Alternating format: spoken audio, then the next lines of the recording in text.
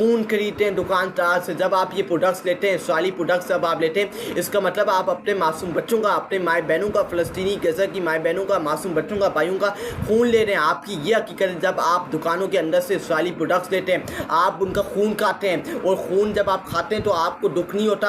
आप कैसे खाते हैं, आप कैसे सोते हैं, आप कैसे सुकून से अपनी ज़िंदगी गुजारें।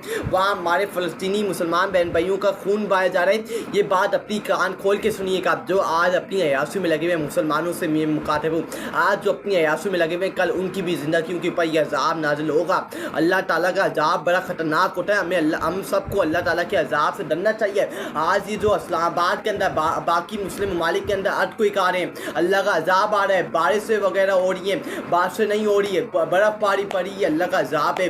अल्लाह ताला पैगाम भेज रहा है। अल्लाह ताला जब बारिश करता है तो ऊपर जो बिजली बनती है उससे फ़लस्तीन का झंडा बनता है। यूएई के अंदर, दुबई के अंदर क्या हुआ था, पूरा समंदर, पूरा कारोबार लोगों का तबाह बर्बाद हो गया था। ये अल्लाह का अज़ाब है। अल्लाह ताला अपना अज़ाब इन लोगों के ऊपर नाज़िल करेगा जो आप मुंह के ऊपर ताले लगा के बैठे हुए, और हमारे फ़लस्तीनी गज़ा के मासूम बच्चे वहाँ शहीद हो रहे हैं। उसके बाद 555 days of genocide, 51,000 dreams silence. फ़लस्तीन के अंदर अब तक 555 डेज़ हो गए, 2 साल होने वाले हैं कि वहाँ अभी तक जुल्म ज़बर जारी है।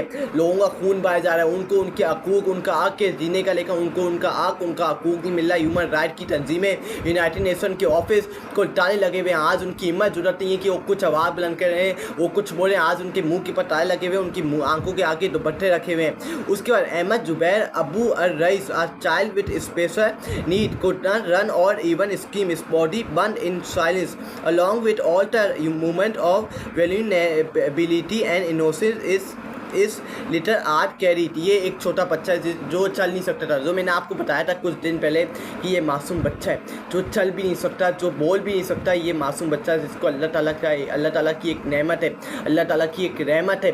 ये मासूम बच्चा बोल भी नहीं सकता था, ये मासूम बच्चा खा भी नहीं सकता था, ये मासूम बच्चा चल भी नहीं सकता था, व्हील चेयर के ऊपर अपनी ज़िंदगी गुजारता था। इसको इसराइली दरिंदों ने, इसराइली कातलों ने, अरब के ममालिक के लीडरान ने मिल के इसराइलों के साथ इस मासूम बच्चे के काटे हैं, इस मासूम बच्चे को शहीद किया, इस मासूम बच्चे की जान ली, उसको जिंदा सलामत जलाया। इनका हिसाब किताब लिया जाएगा। ये क्या समझते हैं फ़िरौन और यजीद, ये अरब ममालिक के लीडरान, कि ये आज अपनी अयाशियों के लिए सब कुछ कुर्बान कर देंगे, मुसलमानों का कत्लेआम करेंगे इन यहूदियों के साथ मिलकर, और ये बच जाएंगे अल्लाह के अजाब से? नहीं, एब्सोल्युटली नॉट। इनके ऊपर भी अल्लाह का अजाब होगा। जिस तरह ये मासूम बच्चों के कातिल के अंदर शामिल है, इनके भी बच्चे नहीं बचेंगे। कल इनके बच्चे भी चीख चीख के मरेंगे, और ये मेरी बात आप लिख के ले लें।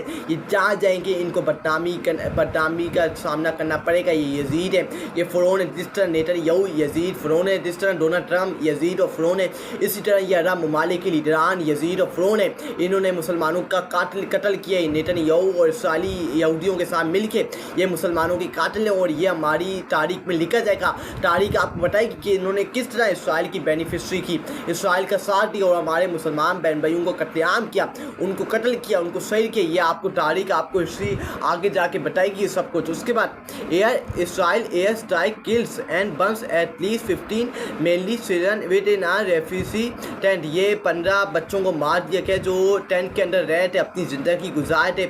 इसराइली एयर स्ट्राइक के जरिए 15 बच्चे बंद हो गए, जिंदा सलामत उनको जला दिया गया, उनको कत्ल कर दिया गया, उनको मार दिया गया। उसके बाद Gaza civil defence warns vehicles are running out of fuel.